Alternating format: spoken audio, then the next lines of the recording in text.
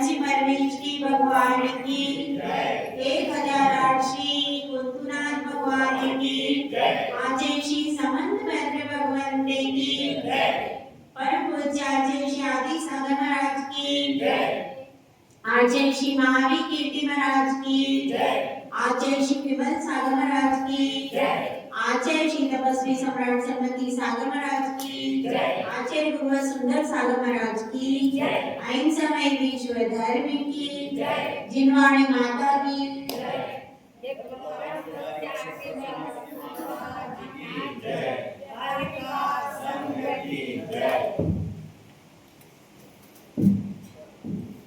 मनुष्य इस जीवन में अगर कोई सारभूत तत्व है तो वह हमारी आत्मा है।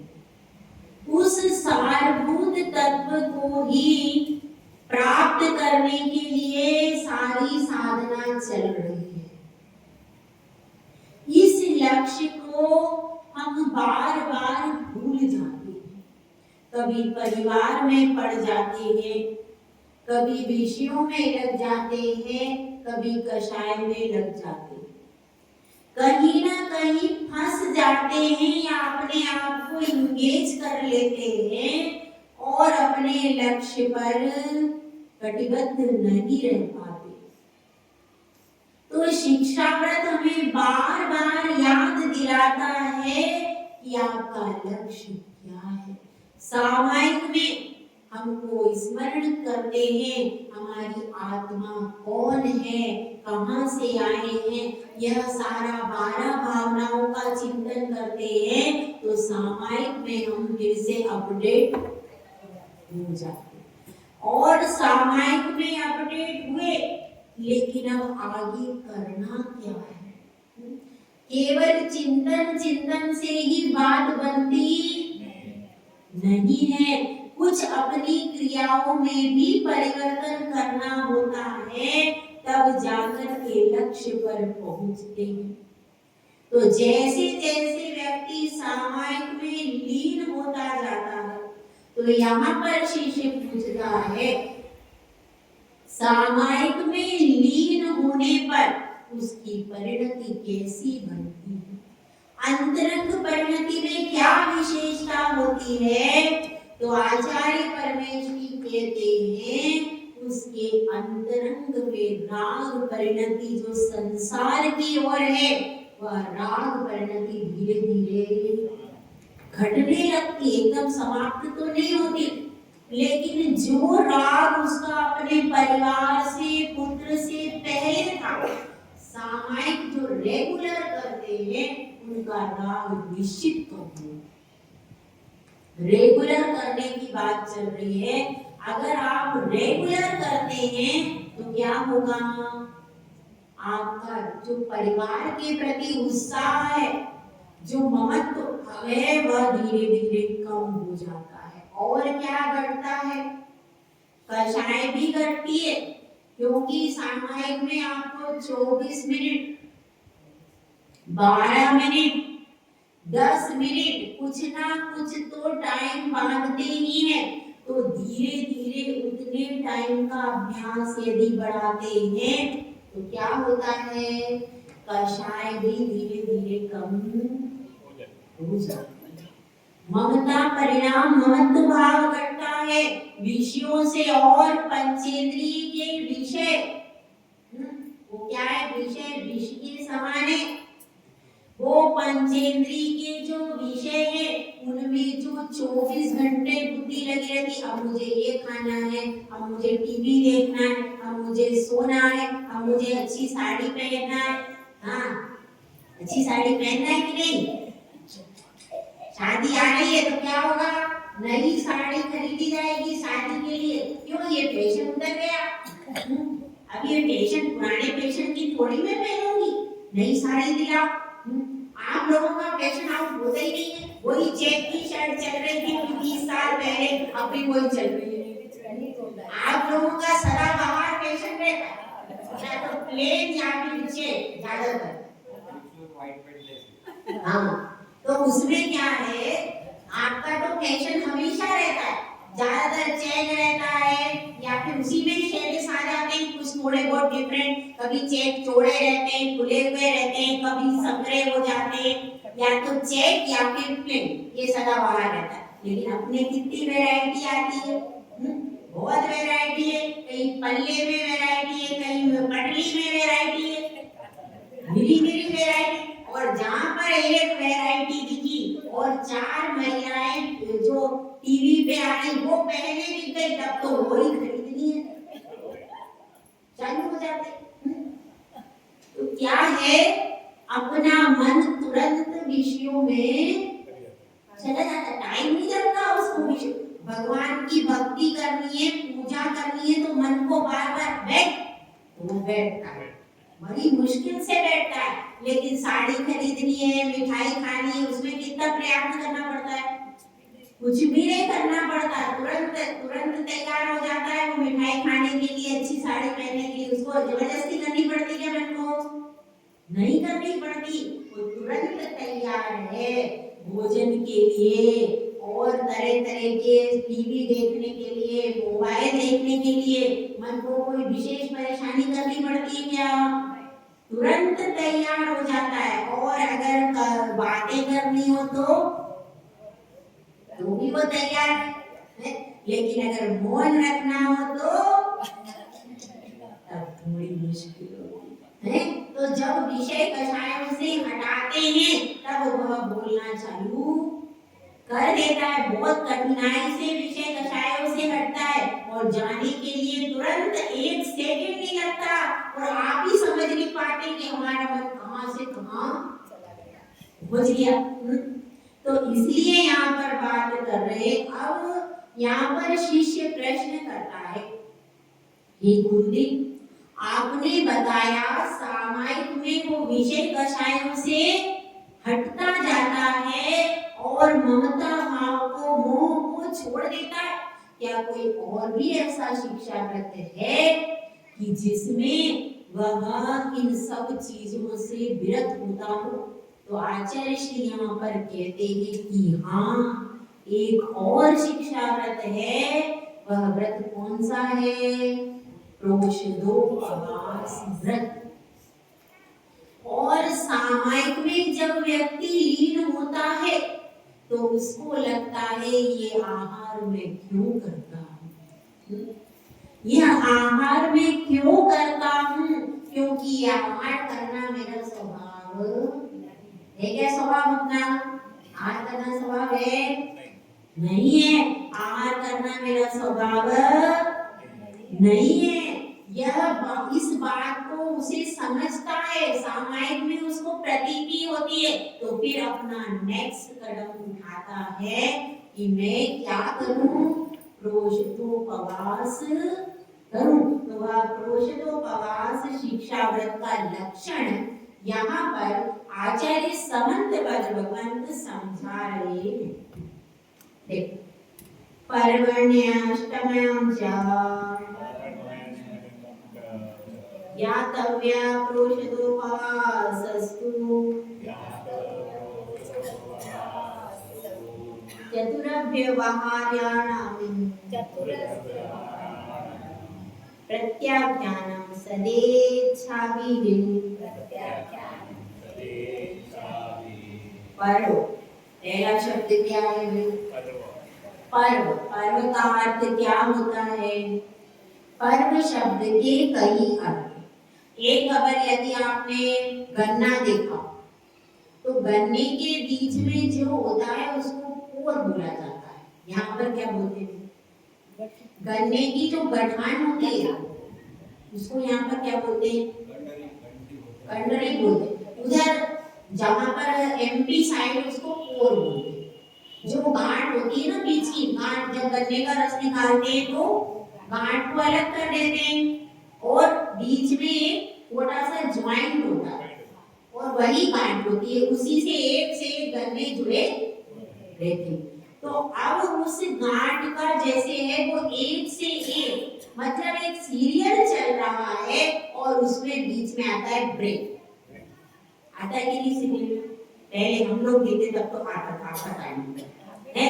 अभी ब्रेक आता है, ब्रेक में विज्ञापन आते हैं, छोटा सा ब्रेक आता है। तो वो जो ब्रेक है, आप स्कूल जाते थे, स्कूल में क्या होता है, एक बीच में भोजन का ब्रेक, पहले उसको कुछ और बोलते थे,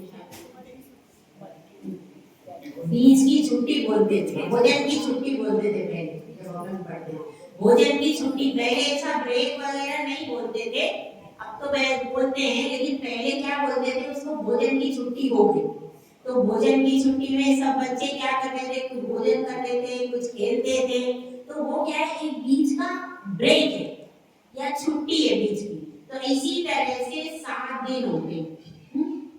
तो उसमें क्या होता है, आखिरी दिन का एक संडे का लास्ट, संडे में क्या होता है, आपको जो 6 दिन आपने परिश्रम किया, संडे को आराम करो। यहाँ नहीं होता वो सुबह में आराम, वो गवर्नमेंट सर्विस वालों के लिए होता है। यहाँ तो ऑल टाइम आपका चलता है। ठीक है, तो एक संडे का क्या आ जाता है, ब्रेक।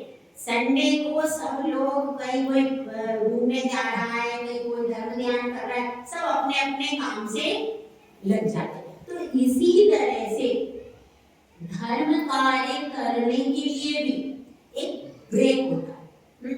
वह ब्रेक, उसका नाम क्या है, पर्व। पर्व। और जैसे कि ये जो आपके ब्रेक होते हैं, संडे का या भोजन की छुट्टी, या सीरियल में होता है, फिल्म में भी होता है, उसको बोलते हैं इंटरवल। पिक्चर में जो होता है, सही है, अब पता नहीं क्या होता है, इंटरवल बोलते थे भाई, इंटरवल हो गया, उसमें लोग थोड़ा निकल करके बाहर आ जाते थे, वो सब होता था। तो ठीक है, तो इंटरवल जो होता है वही है यहाँ पर पर्व। गन्ने में जो गांठ होती है, जो बीज का कोर होता है, उससे पहले का गन्ना और दूसरा गन्ना जुड़ा रहता है। इसी प्रकार से आप यहाँ पर देखो कि देखो चंद्रमा है, चंद्रमा अभी कौन सा पक्ष चल रहा है भैया, कृष्ण पक्ष। कृष्ण पक्ष चल रहा है 9वीं तिथि। तो जो कृष्ण पक्ष चल रहा है उसमें भी चंद्रमा है कि नहीं है। अब कृष्ण पक्ष में पूर्णमासी पहले थी, अब वह चंद्रमा क्या कर रहा है, क्रम से घटता घटता जा रहा है। तो यह जब वह पूर्ण रूप से घटता है, थोड़ा थोड़ा अष्टमी अष्टमी तिथि जब आती है, तो उसमें क्या होता है, वह कैसा रह जाता है, आधा रह जाता है अष्टमी तिथि। ठीक है, तो अब इस समय पर चंद्रमा की जैसे जैसे गति घटती बढ़ती है, ग्रहों की जो गति, ग्रहों में जो परिवर्तन होता है, उससे समुद्र में भी परिवर्तन होता है।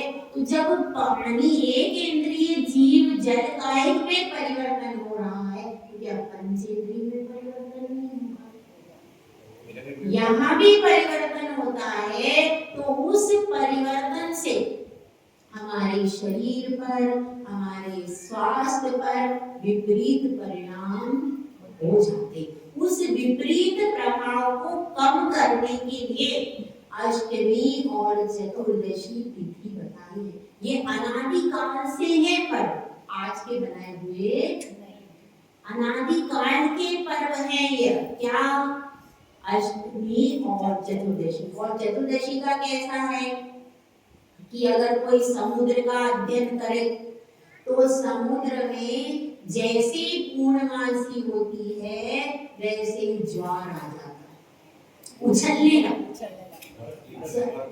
है, बढ़ती बोलती है।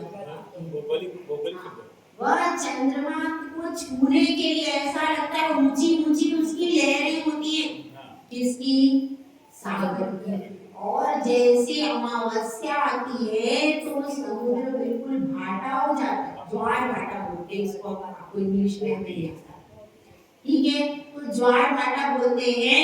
समुद्र का पूर्णमासी में तो जल ऊपर को बढ़ जाता है, और जब अमावस्या आती है तो वह पूरा शांत हो जाता है, घट जाता है, सिमट जाता है, किनारों को भी वो छोड़ देता है, ऐसा हो जाता है।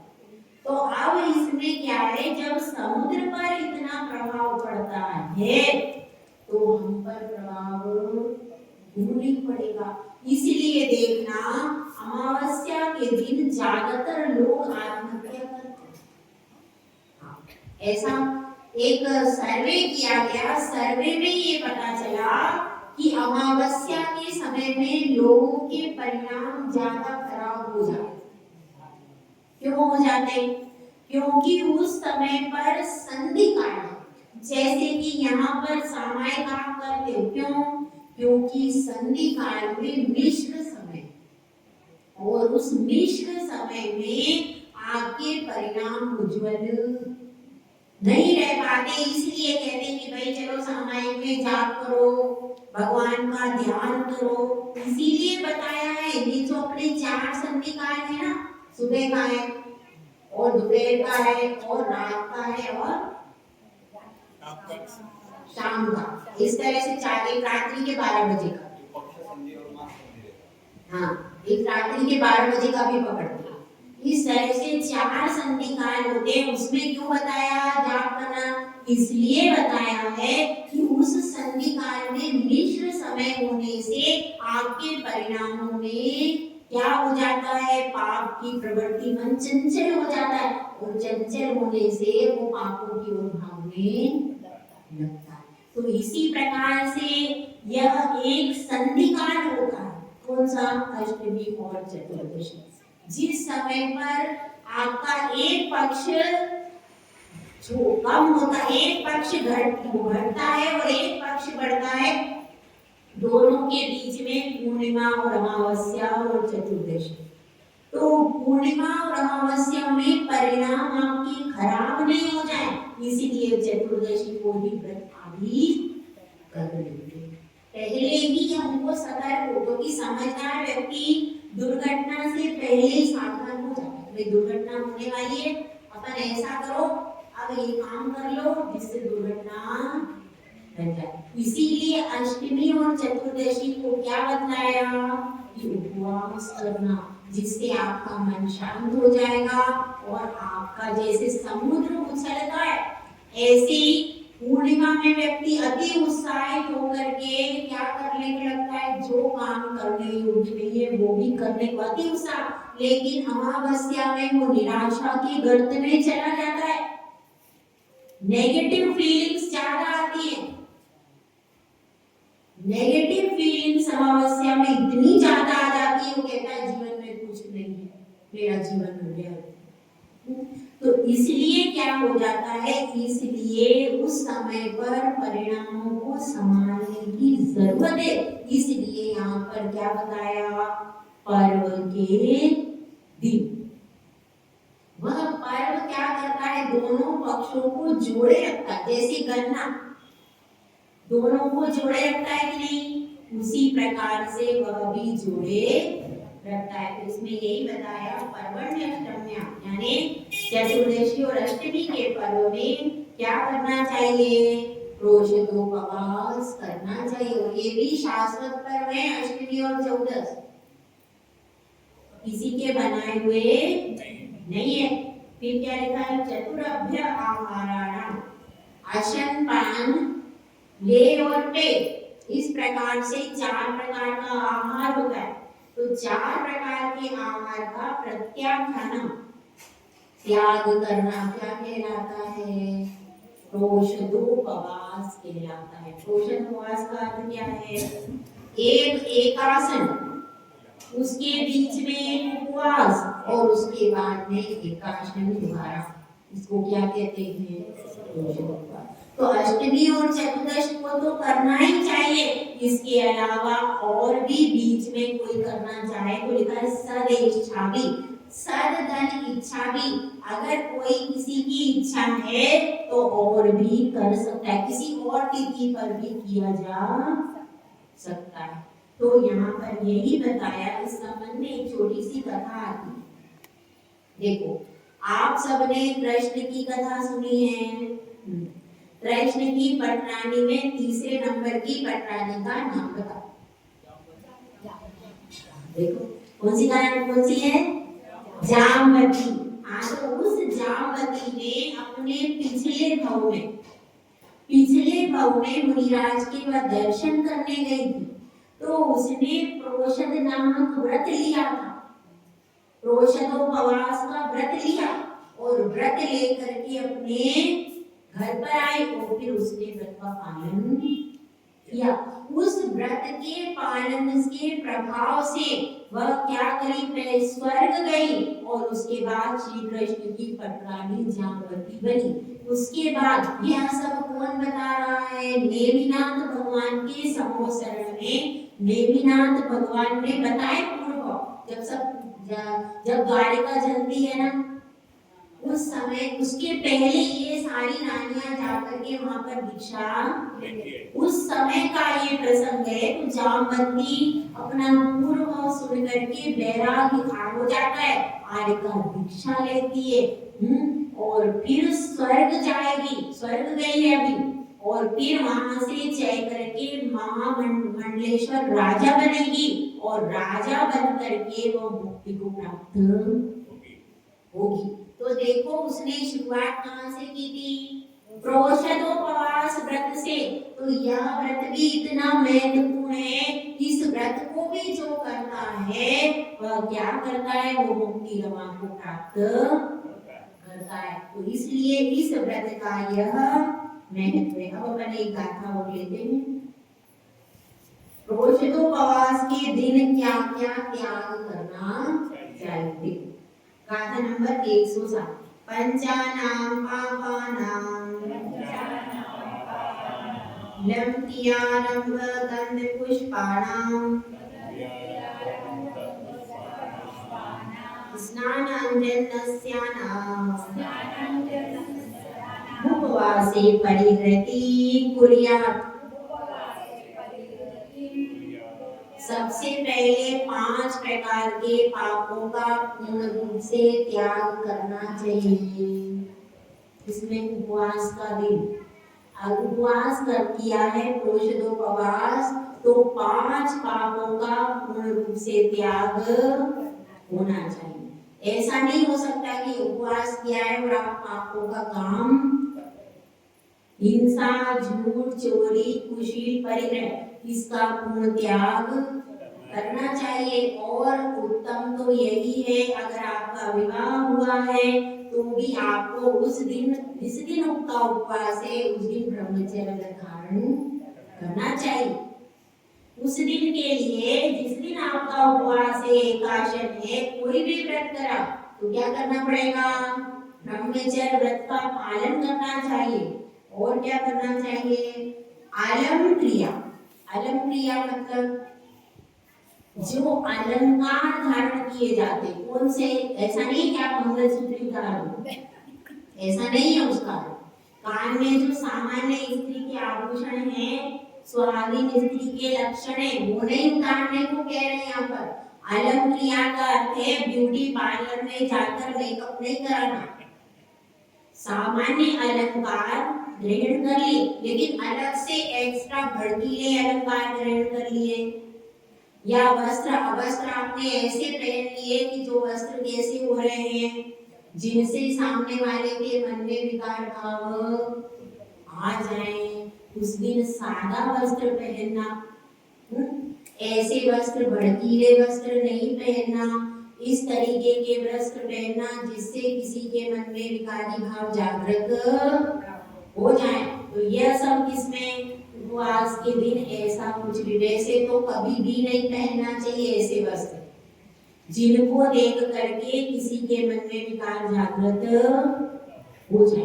तो ऐसा भड़कीला मेकअप अथवा ऐसे वस्त्र जिनको देख करके किसी के मन में विकार आ जाए, उपवास के दिन ऐसा कुछ भी। सिंपल आप जो आभूषण जो अपने 16 श्रृंगार है वो अपन कर लेते, तो कोई पर बहुत ज्यादा भड़कीला हार आदि बहुत ज्यादा पहन लिया, साड़ी आपकी इतनी भड़कीली, या कुछ ऐसे साड़ी के अलावा और भी तरह तरह के वस्त्र स्त्रियां पहनती हैं, वो ऐसे वस्त्र पहन लिए तो आप मार्केट में जाने तो आपको भी विपत्ति आ सकती है और सामने वाले के भी ऊपर विपत्ति आ सकती है, इसलिए ये ध्यान रखना चाहिए जो हमारी परंपरागत वेशभूषा है वही हमको भी सुरक्षित रखती है और सामने वाले के परिणामों को भी सुरक्षित रखती है। ठीक है, तो ये क्या हो गई? अलम क्रिया मतलब अलंकार ग्रहण करना। सामान्य अलंकार ग्रहण कर सकते, लेकिन विशेष भड़कीले अलंकार ग्रहण। अब इसके बाद क्या है? आरंभ गंध पुष्पाना, आरंभ नहीं करना चाहिए। अब आप क्या करोगे? उपवास है तो क्या घर वालों को ऐसे छोड़ दोगे? अपने लिए कम से कम मत करो, लेकिन आपके आश्रित जो लोग हैं, अगर घर में 2 जने हैं तो क्या होता है, अगर सास बहू है तो मेरी सास थोड़ा बहुत काम ज्यादा उस दिन कर ले, ऐसा हो सकता है, थोड़ा बहुत एडजस्ट कर ले। पर अब वो असमर्थ है तो फिर आप क्या करो? भोजन बनाने पड़े तो भोजन बना लो, लेकिन उस दिन बहुत ज्यादा एक्स्ट्रा भोजन की भाई अब तो उपवास है आज मेरा, तो आज क्या कर लेंगे, आज हम ये भी बना लें, आज ये व्यंजन बना लें, 2 व्यंजन एक्स्ट्रा बना लें। ऐसा नहीं करना। जो सामान्य जरूरी भोजन है उतना ही उन्हें बना करके दे दे। और उस दिन यदि कंद आदि कोई खाता भी है तो भी उसको ना बनावे। जो सिंपल भोजन है वह आप बना दे और दिन में ही बनाए, रात में ना बनाए। अगर आपका उपवास है, आप अपने परिवार के लिए भोजन बना रहे हो तो रात में भोजन नहीं देना चाहिए, उसको दिन में ही दो, अथवा इतना आपका है तो आप बना करके रख दो। ऐसा कर सकते, दिन में ही बना करके रख देना चाहिए, क्योंकि अगर उपवास के दिन भी आप रात में भोजन बना रही हो फिर क्या होगा? दोष तो आपको लगेगा। इसलिए उसको क्या करना चाहिए? आपको यदि करना है, किसी को खाना है, उसका विषय आप दिन में बना करके व्यवस्थित, आजकल तो बहुत आ गए हॉट कुकर और हॉट चीजें आती है आजकल, तो उसमें बना कर रख दो, लेकिन रात्रि में भोजन उपवास के दिन बनाना नहीं चाहिए। इसमें यही बता रहे, आरंभ क्रिया नहीं करना चाहिए और गंध पुष्पाना, सुगंधित वस्तुएं जो होती हैं उनको नहीं लगाना, उससे मन चंचल हो जाता है। स्नान नहीं करना, सामान्य स्नान तो करना है जल से, लेकिन बहुत ज्यादा जो स्नान करते हैं तरह तरह के साबुनों से, शैम्पू से, साबुन शैम्पू का प्रयोग उपवास के दिन नहीं करना चाहिए। उबटन आदि जो है उसका भी, और अंजन काजल नहीं लगाना चाहिए। और नस्या, एक नसे आती है, सुमनी पहले आती थी, सुमनी कहते थे, सुगंधित होती थी। नस नस क्या बोलते उसको? नस्या, नस्य पहले वो पहले नाम में सूंघते थे।